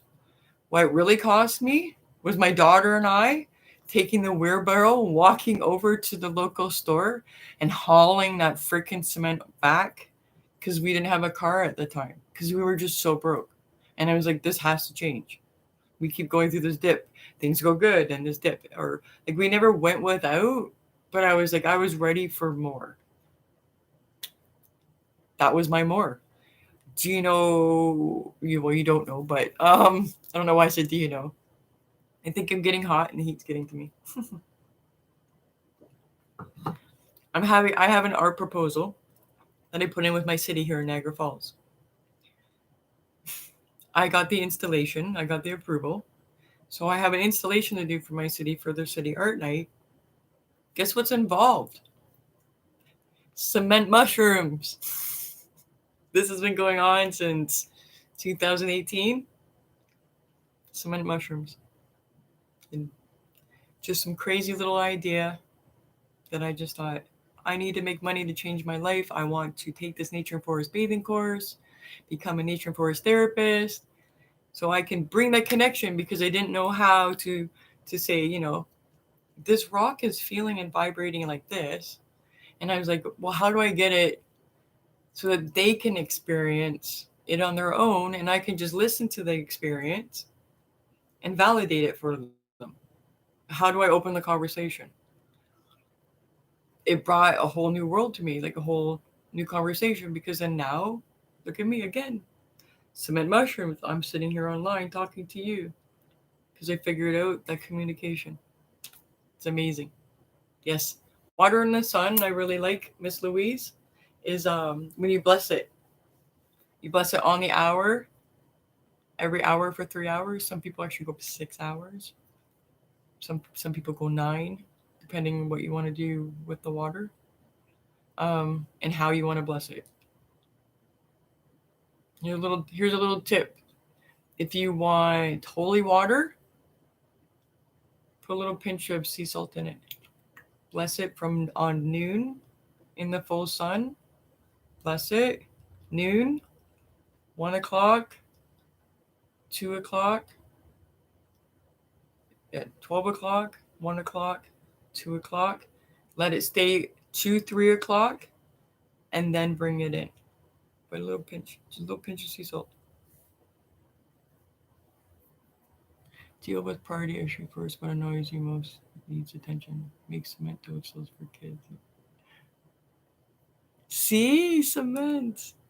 Just a quick, I added water. I love them, man. I'm like trying to figure out. I got one right there, but it'd take me a little while to get it out. They're like everywhere. I have them all outside. My garden's full of them. The kids love them. I always give them away to my neighbors. Have them. Yes, water carries emotion. This water, whenever I drink water, whenever I pour water, I remember when Dr. Emoto first came out with his work. I've been one of his supporters, I have to admit. I always want any water. Even beforehand, like I always did like my healing waters, but like never like on a constant basis. When I wake up in the morning, water. With the water, I speak with the water. I already know the water's been spoken to. I set intentions to all my water. I love seeing that people are catching on to this. This is great because it's just remaining that energy, right? Even as I'm talking, I know the Moldavite, thank God that it's like a little bit further over because I have it like on the other side of the couch. I kind of tossed it. But then I had the tourmaline like right here because it can just bring your emotions right out. You don't even know what's going on. You're like, why am I crying? It's like quitting smoking. Moldavite's like quitting smoking. Your emotions go all over. I said 2 carry-ons. It's a commercial. I said 2 carry-ons. It's from a commercial here. And I don't know if it's in America. I don't know if I don't think it's over there. But here, the lady's quitting smoking. She's an air attendant. And she's trying to deal with people. And she's shoving the bags into the compartment for the person. And she says, God, I said 2 carry-ons. And then like 2 seconds later, she's like, ah. That's what Moldavite does. Just right off. So I think that's it. The tarot reading, boop, boop, check. Give a little rattle. If you have any questions, yeah, Dr. Emoto is amazing. If you have any questions, please feel free to email me, rainbowwinds@gmail.com. You can find me on social media. I think that's what I'm supposed to say. Yeah, I even took classes to do that. Rainbow unicorns. I think unicorns are cool, and they're real. Scotland knows it. That's why they're on their flag. That's always my defense. I do feel like I'm forgetting something. I just don't know what it is. Maybe it's because I still have to do the tarot reading. Nope, maybe not. When we talk about water, yeah, everything. Oh, even when I because I drink coffee. I'm not gonna lie, I drink coffee. I like that zing once in a while. Sometimes you need it. But when I have my tea or anything, even when I use my spoon, I put my spoon in. My spoon goes in and stirs clockwise to bring things in, counterclockwise to bring things out. So if I'm feeling crappy in the morning and I'm like my body hurts because I have some health issues going on, I literally let's take this stuff out. I drink my water. I'll put it back down and I'll turn it the other way. Now let's replenish with good healing. And it goes back in. So clockwise is bring in, counterclockwise is energy out. I think I don't know. See, I really don't know what people know, so I can't really make that assumption. Yes, our bodies are mostly water. I remember my son came home. He was like 7 years old. He was telling me, our bodies all made of water. He was so happy about that. And he was like poking himself. He's like, look, that's water. Look how that's why we're gushy, mommy. There's water in there. I thought that was great. Then again, my son, like, when he was little in kindergarten, they asked him, like, what kind of car he drove, what kind of car mommy drove. And he told the teacher that mommy drove a piece of shit. And that's totally on me. Because that's what I would say all the time. It was, or at least I thought it was at the time. And now I look back, I'm so grateful for that car. It had like loud muffler and everything. But it got me from point A to B. It got me where I needed to go. I'm so glad about that. Yes, exactly. Everything in moderation. See how it came back around again, Louise? Synchronicities are awesome, right? That's everything in moderation. Um, when I went for my nature and forest therapy guiding, I was smoking. And I was the only smoker and the only one that smoked pot. And everybody's, and then there was a lady there. Actually, she was an heiress to like, I can't even say, but she was an heiress. And she would eat her marijuana. So she was kind of like, shh, don't tell anybody, but like, I like you, right? But everybody's like so against the fact because they're all like university people and professors and psychologists and all over the world. And here I am, having a cigarette and a coffee, and I have a puff in the morning before class. Like I have some of my joint, but I do it for pain and stuff. Like it was like that's how I felt there. I was doing it for pain. I'm doing it for pain. Like, can you explain? And that was kind of like where I was at, like my disposition. And the lady that owned the place, I didn't know owned the place when she came up because she came up really looking raggedy, kind of like hair all messy, big hairy dog with burrs in it, and she had this big I don't want to say a moo. They're Mexican. I've seen the Mexican like ponchos, but she had like a full length one, and it was layered. Like there was different layers, and I thought, oh, she's like easy laid back, and I figured she was just there to camp or whatever, or had a yurt or took one of the little cob houses like me, right? Because I stayed in a cob house, and she comes up, she goes, "Can I have a puff of that cigarette?" I looked at her. You can have your own cigarette. And she's like, "Oh no, I just need a puff." I'm like, "Okay." So she took it. She had a puff. And I asked her if she wanted to join or anything, and so she took it. Oh, I'll take that for later, and she put it in her ear and stuff. And I never, she told me her name, hi, and I told her mine. And she says, "You really beat yourself up about the smoking, don't you?" I said, "Yeah, everybody says it's bad for you and everything. I know it is, but I've been able to quit in the past. I've quit for years. I've gone back to it, but why do I keep going back to it? And I keep thinking about it. And this time I just can't seem to quit. Even in public humiliation, I just can't seem to quit." And she says, "It's medicine. You know that." And I said, "Well, I know. That's why I feel so bad too, because I'm smoking medicine." And she says, "No, no, no." She goes, "Well, what else do you know about tobacco?" And I said, "Well, I know when you smoke tobacco, you go into spirit world because that's how we go into in between. And that's kind of like a relationship, right? I'm not going to get too much further into that because I don't think I'm allowed to. But that's how you get in with spirit, right?" And she kind of looked at me and she's like, "So you already have the answer. So you know it's medicine." And she said, "I know that I still need the medicine. I literally take, one or two puffs. I've had like maybe one cigarette a day in the last like 5 years because I still need that medicine. I still like walking the in between." And I was like, "Okay, you're cool, lady. Like, I like to say this. She's cool. I'm glad you're staying here. I'm going to have to find her later, but I got to suit up because I got to go meet everybody. It's time. Class is starting, da da da da." And we're all meeting outside. We're doing a big circle up. I still can't believe this happened. So she wanders off, and I think, okay, yeah, so she, I'm gonna go up, and I know I smell like cigarette, and everybody kind of doesn't like that, and I'm just kind of dealing with it. And they say our introductions, and we go through some of our introductions, and then they say, "And so who owns the place, blah blah blah blah," and here comes a lady. Everybody was oohing and awing because we were sitting there smoking. Nobody bugged me all the rest of the week about smoking, and nobody's ever bugged me again because I've looked at them and said it's medicine. It's just medicine.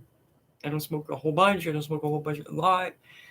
I smoke a little bit of pot. It's my medicine. I don't let it like take me over here, over there. I take it when I need it, like medicine. So my views changed on that, and I don't carry any shame with that anymore. And I used to carry a lot of shame with that, and I'm not sure why I felt pressed to say that, but yeah. But there it is. Oh, Thank you, Miss Louise. I think I'm finally rounding up to my time. I know I allotted time from 2 to 4, and so I'm just gonna. I guess I'll just sit and wait and see if there's any questions. Anybody, do you want to ask or anything, Louise, or anything else at all? Wait, you resist presence. Breathe the extra help. Drag your breath for smokers roll up. Yes.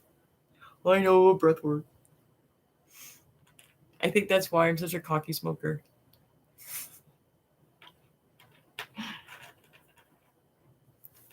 Seriously. um, Even with the nursing, I know how to clean out my lungs, knowing what herbs to take to detoxify the body. Because there are times that I take too much medicine. Everybody kind of does, you know. You're really hot. This is medicine. You drink too much medicine, you get a full tummy and you're holding, oh, I drank too much water. I need to sit down for a minute. Too much medicine.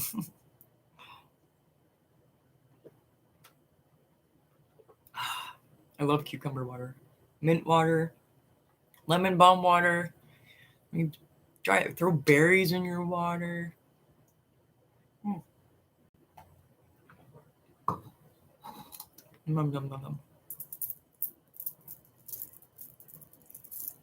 I used to have a crystal business. Yes. Yeah. Even when I lived here, um, staying quiet, I still sold crystals. Always have. I've had a healing business. I've done energy work, been Reiki. I've done quite a few things over the years. Before I came here, I actually had a business open, and yeah, time is very good for lungs. Yes. With crystals, I would say with grief, um, I would actually use an orange carnelian on the throat, along with some sodalite or other blue stones. The reason why is because that the carnelian I find is best for emotional release in a nice, timely manner. Is that, yeah, like gentle? It's really nice because sometimes when you release your throat, all of a sudden it's like, blah, blah, blah, blah, blah, blah, and then you're like, I have a sore throat. And it's because it's all pent up, right? So carnelian, I find, just smooths it enough that it's coming out in a good flow. See, if you put Moldavite to your throat, you'd be like, talk so fast people probably couldn't even understand you. But Moldavite is always worn over the heart. I have labradorite on today, but um, most generally all my crystals reside in my heart area. So when you're wearing crystals, and say you're wearing crystal that's like a red jasper, try to wear a longer necklace towards your navel. So then you get it more in the area. Um, I know I was doing the crystal thing, crystals and stone, getting to know them and putting them on your body. I mentioned about using the tape. But when you go in public, you don't want to use tape. So this is where I say, you know what? I knew there was one more thing. Oh, my dress. I like to do tie-dye too. Crowns. I think every woman should have a tiara or a crown. I first started out with making them because, again, I had like start with nothing here. Yes, it's tricky. But just like a pool, you always have to maintain your pH, right? This is our pool. We're full of water. Gotta maintain our pH. With it being so hot, like I knew that I had to sip on water today. Um, my house isn't too bad, but I don't like putting artificial air in my home. That's just my own personal choice, though. So I always talk about creating crowns. There's a crown up there. This is one of my sculptures. Her Ila. I love Ila. She's gonna be in a big healing garden one day. That's what I visioned when I started creating her. She's she's still waiting for her garden. But if you look up, let me see. I'm pulling my finger. There's a purple crown here. That purple crown is made of lace and paint and glue. It's old lace that my great grandmother had sewn up, and I was looking at it saying so pretty, like it would be so pretty as a crown. I wonder if I could get it stand, like starch it like they used to back in the day. So I starched it and it didn't quite stay and it all crumbles. So paint glue. There's even crystals in it. Yeah. I think every woman should have a crown. Anyone that resonates as women, as feminine energy. I even think men should wear tiaras. Like, even if they're total masculine. It's one of the things I liked about our chief. He wears lace, he wears flowers. He's not afraid to wear pink. Pink's a good color. I keep saying it. I love this crown. Love this crown. See, look. Boom. Crown. Right here, see the wire? I just kept it in there for Ela. But I can just pull it out. I touch the crystal. Yes, I do. I do tie-dye myself. My day job, I have two. It's not just one thing. Okay, I don't know how to stick to one thing. That's what I said about squirrel, you know. My mind has always been that way. Even when I was young, I would read too fast in class. I love this crown. See? There it goes back up. I believe I can fly. But I think everybody should have a crown. It's just old lace. You can even find the bottom of a curtain. Use some paint and white glue. Let it dry. Hang it upside down. Let it dry. Sew her up. Glue it together. Whatever it takes. Add stuff to it. It's just glued in between. See? Rock Crystal Master Healer. So, even if you have like necklaces, and I think a lot of people that are into this do have seen the Never Ending Story. Because I know as a little girl, I used to love that. One part, and the princess comes on, and she's got the thing on her head. Right there, boom. Oh, I can feel it right away. There, you see? Boop. Right there. Goes right where I need it, right? You're going to wear crystal on your head? Tuck it in. Boop. I have like the little like clip here. Just tuck it right on your crown. Or, another one of my little hints and tricks is get a rubber band, like for making necklaces and that. You get at dollar stores, I think, or craft stores or whatever. You have your amethyst. This is an amethyst. This is a hematite that I have. Put your hair up. Ta-da. You now have your healing stone exactly where you need it.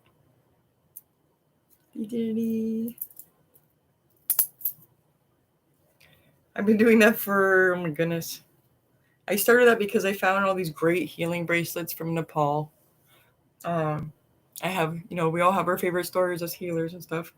I've been going to one specific magical store since I was 13. I'm in Niagara Falls, and that magical store is in Hamilton, Ontario. It's about a 45-minute drive. But I call my hippie store. It has some magical things, but it's more like tie-dyes and rainbows, and like my rainbow sweater I got knitted there. Because I don't knit. Like I do, but I don't knit like that. It's more of I tried to learn how to knit, and I made a nice scarf that looked like I just tried. I was like, I'll save that for when I'm older. I'll put more focus in then. It's called like the grasshopper. It's even got tie-dye like on the side of the door. They got chimeneas, everything. I don't know if they have anything online, but they're an amazing store. And they had the most amazing healing crystal bracelets. And like I was finding moonstones, like moonstone bracelets. Like they put these beads to shame. Like I have them still. Like what you would buy in like a charker kit now, I guess. Like that's the size. Like they were so heavy, and I just bought as many as I could. I kept going back buying more because they were like $8 at the time. I think I've looked recently and I've seen them selling for like $18 plus. Um, just amazing stuff. So I always encourage people, try to find your own stones, try to find your own crystals, look around when you go for walks, see something flashy, go investigate it. Don't have to go pick it up right away. I mean, make sure you know it's safe. And you can take, a wire, wrap it around. Another thing I like to create, and I like giving these as gifts, is my little crystal trees. Um, it takes me, I don't know, once you get the hang of it, it's like, I guess, like knitting, you just kind of get the second hang of it. But then, I zen rocks and stuff like that. This is frankincense. Um, I'll put the seven powers on it as well, which is the seven sisters incense. Um, there's some moonstone in there. Well, little, little labradorite, not labradorite, sodalite head, crystal skull, feather I found. So now I can't stop. I mean, I always have to add something that I find. Um, but like I said, my day job is I'm an artist, like a for real artist. I got very blessed. I went forward with my dreams. Like I wouldn't be here talking shit. I wouldn't be here saying, "Oh, you can do this and do this," unless I was doing it. Like I'm not gonna be no fake person. I'm not about being fake. I will always be real with you. Um, I've just learned along the lines that holy shit, like it really works, right? So like if it works for me, I know it can work for others. Maybe they can take it even further than and I'll be coming to you going, "Hey, what did you learn?" Like that's how I see it. There's no competition here. Mm-mm. I don't run that way. My heart doesn't. That's not the joy in my life, and I like joy in my life. I'm responsible for it, just like everybody else, right? Yeah, gifted stones and tarots are the best. Yes, you can even make your own tarot cards, make your own runes. These are all so many things that I can do. Like there's so many more videos I want to do. Another part of it for me, like before, because I went to go start this like in 2010, and I did my first video making psychic incense. But my life was so crazy then. My mother had passed, and I was going on my own little thing, and I was like, I'm not well enough to be telling people anything magically. So I never did it. And then for the last 4 years, I've been humming and hawing. My friend's kicking my ass. Spirit kicking the other cheek. Oh, nice. Well, I've been blessed. I just recently, almost a year now, October, I was granted Early Career Artist with the Art Council of Canada. And I'm pretty proud of that. Worked pretty hard. I have my semester in September is coming up. I don't believe in ever not being a student. I will probably be 92 years old in some college campus or some seminar, some webinar. I love to learn. It fills me. There's always something to know. There's always something to learn. There's always something to parallel with. Um, one of my favorite things I did in my life was study all the different religions. Look for the commonalities in religion. Number one thing, there's something above, there's something below, and there's something in between that watches over us, and that there's something special inside of us. Those are basic, all the way across religion. Any religion. So if there's a way to find a balance in religion, that's what I do. I try to find that balance, that communication. It's really important to me that we find ways to communicate because I understand growing up how hard it was to communicate. It really sucked, but not being able to say something, yeah, it sucks. It sucks. It sucks not being able to open up your mouth and say, "This is how I feel," because you really feel that. It's valid to you. It's real. And I'm telling you, in a psychology kind of point of view, as a nurse, like before, like I used to be a nurse. I'm not a nurse. I gave up nursing. I got out of that system. seen it as broken, and I got away from it. I couldn't take it no more. My mother was my last patient. She passed away. She was my last one. I've done no more since. Um, the system is there and it's trying, but it's broken. And I think COVID is a big eye opener to say things are broken and we need to fix it. It's another big reason why I'm here. So, I mean, even if you look at my star alignment, I think even I have boogers hanging on my face, I would probably still have to be here. Like, this is my design astrology purpose time. A lot of us Tauruses, you're going to find across the board now. If you're noticing more tarot readers, you're going to start noticing a lot of us are Taurus. What you call the baby signs. We're coming out Aries, Taurus, because we're so close to spirit because we're the baby zodiac. And then there's all those people that are in the in-between, right? They're stuck up on their things. And we're so baby because we're stuck in our feelings and we're loyal and we're stubborn and no. We're the cows. Oh, we need to become the buffalo.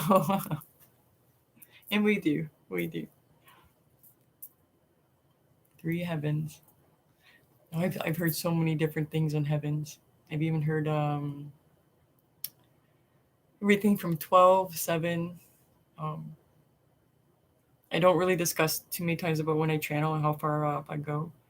People that are sensitive, that are psychics, that are very good at their job, they can read me very well. They have figured out how I travel and who I travel to. I guess you could say I go to the big guy, source, whatever you want to call it. I go through a vortex.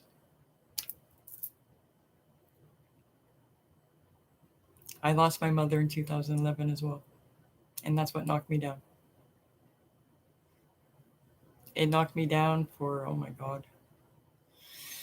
I spent 2 years in a toxic relationship.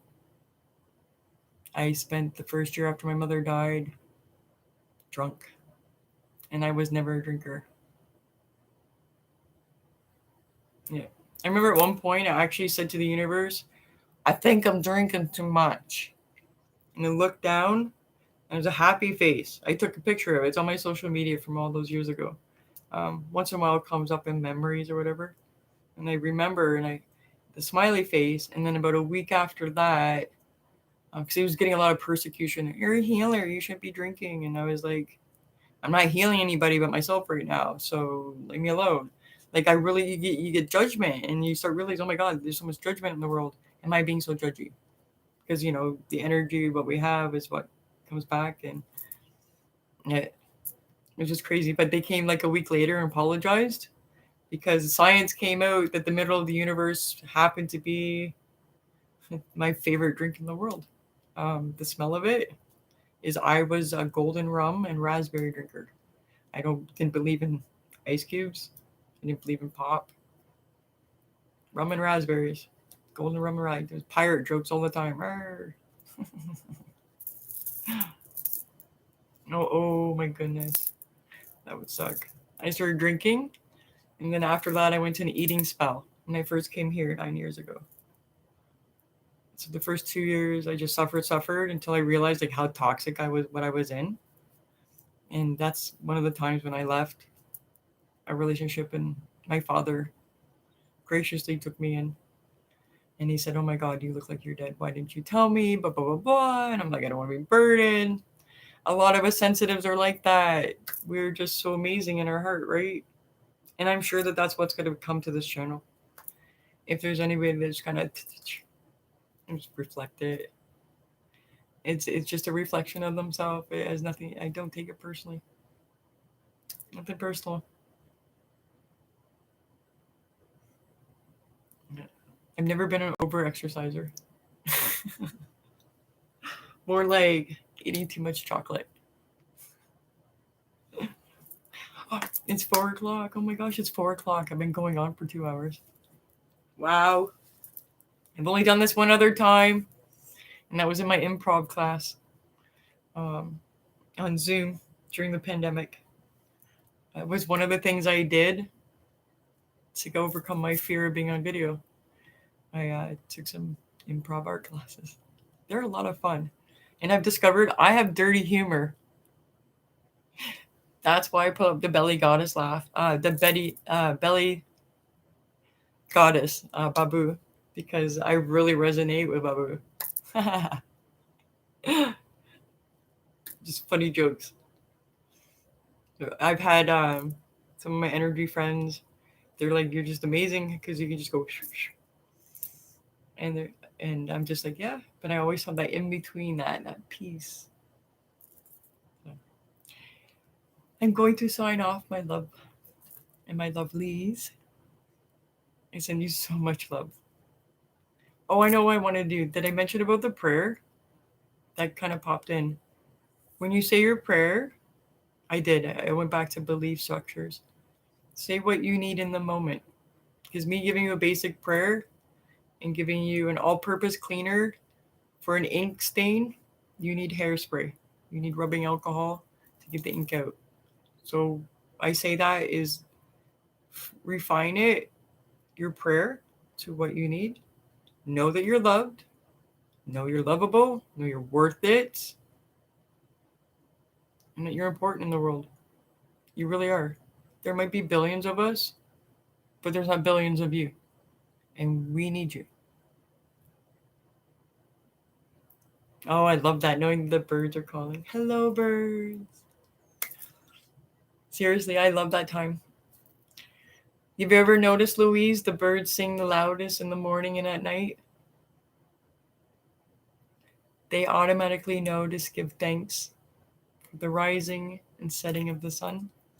And one of my favorite things to do in the world was go out and sing with them. And I can't sing for shit. I always tell my friends, like the birds, that shh, don't mind me, teach me a tune. So on that note, I hope tonight when the sun goes down that you're singing your tunes. And when the moon comes up, you're releasing and regenerating their Taurus energy. And I don't mean Taurus the bull, I mean Taurus the energy field. Even if you have to, use your hands and do the field. Because then you're just telling your body to do it. And as your body's doing it, your energy is doing it. So that could be your affirmation in itself. Love you. Thank you for showing up. You know what to do with questions? Email me. I'm pretty sure I updated that somewhere on YouTube. And I'll figure everything else out. One piece at a time. Thank you so much for your patience. I love you.